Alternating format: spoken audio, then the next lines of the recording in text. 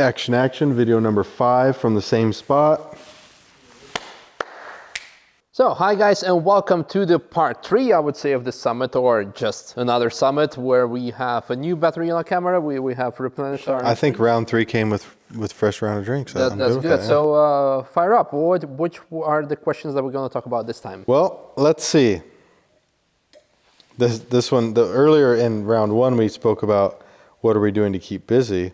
This is actually what's kind of cool about this is that these are coming in as we're meeting. So maybe this is going to go like to round 10. Who knows? Who knows? We'll be like on the floor by then. But so how long before any of you snap and break the gate to the track and do laps? What? How long before we snap? Like before we just can't handle it anymore, and we ram the gate. I was driving today and I said, well, we know have pretty good relationships. Maybe I'm just gonna go ask if we can just like just a little sightseeing, you know. I was in Adenau and I met with Fabi, and he's like, oh man, I was just thinking of like, break down these barriers and just go. Like, okay. So you could probably get a good couple laps in before before anyone was gonna find out, because yeah.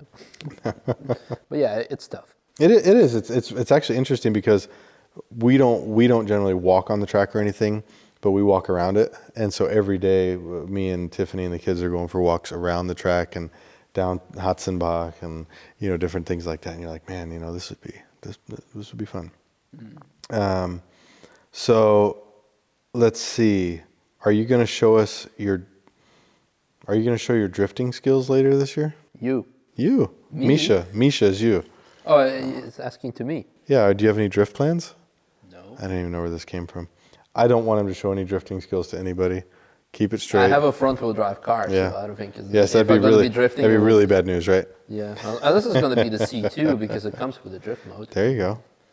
Okay, what are you buying next? I think that's interesting. He's got the Mark IV. Yeah, Mark IV Golf. Solid. Yeah, I'm happy with that. I'm just waiting to put all the mods on it, but yeah, we'll wait when. I think if you guys are on my Instagram, you'll know that I committed, I think it was in January, to a McLaren 620R, which is a car that a lot of people don't even know exists, but it does, and it's kind of cool.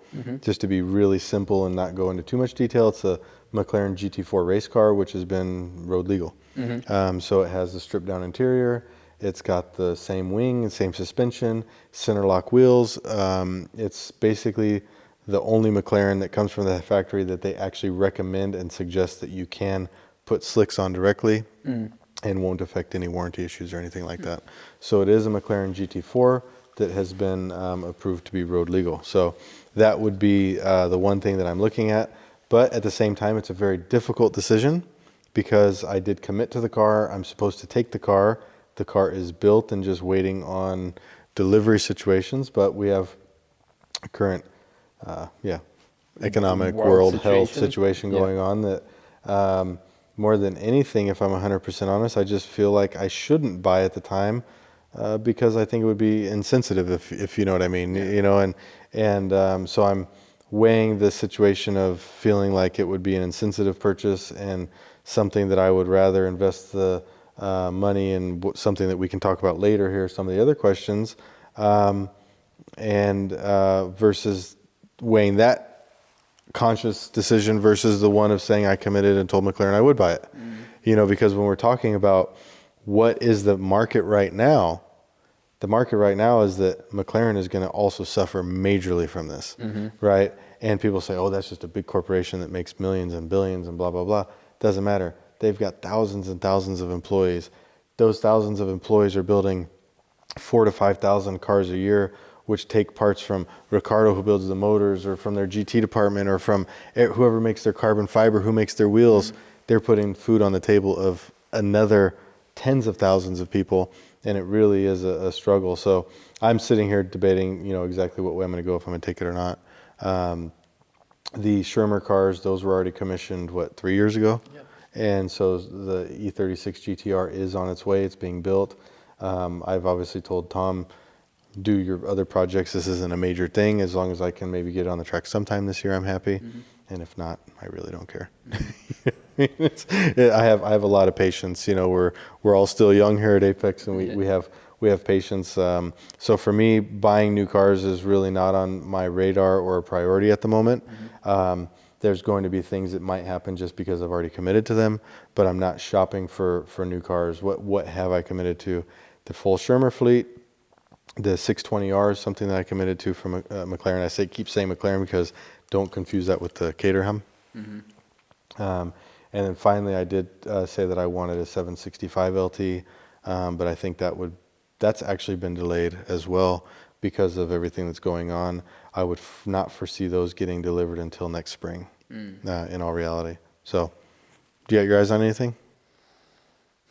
A house would be nice, I think, after all these cars and races. Tom Stamps selling the 46. Yeah, hit him up. I'm not interested in that. Is he selling the Range too? I know. I think he really likes the Range Rover. I think it's something that he absolutely loves it. It's unfortunately he's had a small alternator problem. Small. It's a big alternator problem. Small alternator, big problem. But unfortunately, it's had that issue, and so he's working through that. But I think it's actually a car that he really does love. So I don't think that you're going to get that out of his hands. No. Keep trying. So that answers the question about the Schirmer E36 and 46 right now. The E36 is something that's actually on their lift getting worked on, and then the 46 will follow that. I haven't decided if we're going to go straight to the E46 or if I want to go to the E30 next. I might want to go to the E30 because that's something that I've really been wanting, and something that kind of speaks to me from a kind of you can cruise it and have fun with it standpoint. Sure, it's still going to be built like the E92 right here. It's going to have cage, the full interior, but it's going to be a car that you might just go out and drive at like 60% on a Sunday and just have fun with. You know, just go out and enjoy the track. Yep. And that's what I think that's what I envision that car to be. Yep. You know when you go on the track and you see the guys in there in the E30s or maybe even the, I don't know, Mark 1 or Mark 2 Golf or something like that, and they're just out there setting their bench seat upright, just cruising, and they're just looking out, checking the scenery out, and you're like, man, that's what TF is all about, and that's what I envision the E30 being about. It's going to be a very clean build, a very beautiful build, but my goal is not to be like the E36 GTR where it's just stupid fast and all this stuff. I want to have a nice manual transmission and just something you can go out and just have a pleasant drive with. That's what my goal is with that car. So I think that might be the next one that I push for from the Schirmer build. Okay, so this is a question for Misha. It's actually an interesting question with you doing your Rimac thing this year as well. Does Misha see himself moving on from Apex in the next couple of years? A very short answer, very quickly. It's no. I tried all my best to move away from here. Literally, I tried all I could, and no, I cannot. I'm just too emotionally attached to this point, and I think this also concludes what we say about Apex, that it's not a business, it's the way of life, and that's what people say about businesses. If you cannot sell it because you made a business, and the idea of a business is usually to sell it and make a profit of it and move on to something else. In this case, I cannot detach myself from it, and I don't see it as a business or something. I see it as a family. Whether it's you, Diana, Tom, or the whole Nürburgring community, I will not for many personal reasons, I tried to make steps away from it. But it's always there. It's always there, and I keep coming back, and now more than ever. And I don't know what's going to be next. What's going to happen afterwards. And this one right here says a similar thing. What's my long-term goal with Apex? Do I see it continuing, or do I have a long-term commitment, or is it just something that I do for fun for now? It's something that actually Tiffany and I speak about often, because Apex for me, again, we spoke about this in one of the earlier summits, it's enjoyable. It's something that we get to share with people. If you look at it from a business standpoint, I was very fortunate when I bought this property and this building and renovated everything, that I got everything here for, compared to just 4 years later, much cheaper than it would be today. In that 4 years, we can openly say that the Nürburgring has sort of exploded. And so I am in a position where I could definitely sell the Apex property and maybe even the Apex name and take a substantial chunk of money away from it, but it's not even something I would consider doing. It's not the least bit of my concerns or ideas, you know what I mean?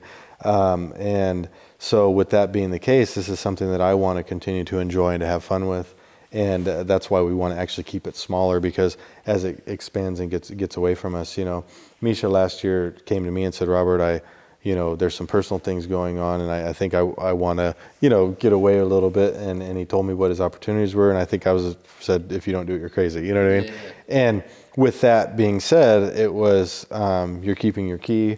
You're still a part of the team. And this and that and the other. And he knew that, and it was because he's going to come back here, and this is the base. For me, if there was an Apex, the Nürburgring wouldn't be the same.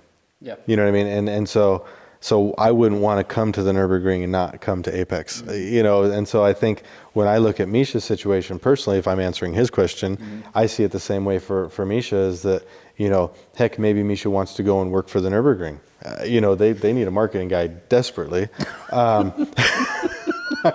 We joke with them about it. They even made a joke that they had their DTM sign up on the building, with a spelling wrong. And so this is actually their line, but, and so, who knows, maybe he gets other business opportunities, and I would support him in that. But I think at the end of the day, Apex is still the home base, you know what I mean? And anybody that works with Misha knows that, and I think appreciates that, and that's pretty cool, so that's my take on that question for Misha, if you would. Will you be getting a Corvette? I think that's probably towards me, huh? I think it's towards you, because that's, if people would ask about Lada, then then they know. It would be probably to me. But let's put it this way. I just said what cars I was going to get, and a Corvette was not on there. But if I'm 100% honest, I think the new Corvette is a really cool car. This E8. Yeah, I think it has a lot of potential. I think it's a really cool car. I had built some, pretty amazing Corvettes back in my day. Huge cams, just nasty idles and everything. I really do miss that. But no, at the moment, it's not on my radar. The price for performance value is probably one of the best cars that you can get. In the States. In the States, yeah. Because here you have to do high taxes. You do. But, in terms of what's available, I think it's a very good relationship. So I think that's pretty cool. But yeah, unfortunately, or I don't want to say unfortunately, just circumstantially, no, I don't see myself getting one. Oh, this one just came in. It asks, how long or how many months can Apex survive without any TF? Well, I mean, that's a good question. I don't think that there's really a limit in terms of how many months that Apex can survive without TF. It's, we obviously have a certain overhead here, but I think the key thing to realize is that I'm committed to Apex, and Apex will be around, coronavirus or no coronavirus.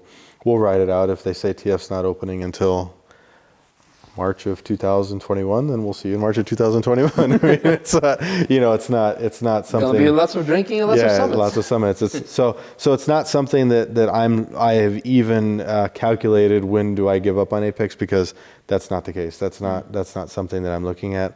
In fact, I have several businesses, and each business has its own separate case, and I'm committed to seeing everyone survive and pull through this, and the coronavirus is an unfortunate situation. It's going to affect a lot of homes, a lot of households, a lot of families on a health level. Hopefully, the numbers can stay where they're at and not increase too much. But if all we're talking about is how long can your business stay open during this, then we're very lucky at that point. So at the end of the day, Apex is very important to me. It's something I want to keep open, but it's not worth anybody's health either at the same time. So we'll pull through and we'll push through, and Apex will be here, like I said, no matter how long it takes. That's that. And I think it's a nice finish to this part 3 of the summit. I think so too. So a nice 3-part summit. Lots of questions. It's pretty cool that everyone got to answer. I enjoyed actually seeing them come in live. So that's good. So make sure to post a question under this summit or the previous 2 ones, so we can have ongoing content for you guys when we can talk about some more things. Yep. And stay safe, stay healthy, maintain social distancing. It's all good. Right. I mean, we're pretty much in the same household. Same household, yeah. So it doesn't really matter for us. But you guys, take it easy, guys. Take it easy. See you next time. Bye. Bye.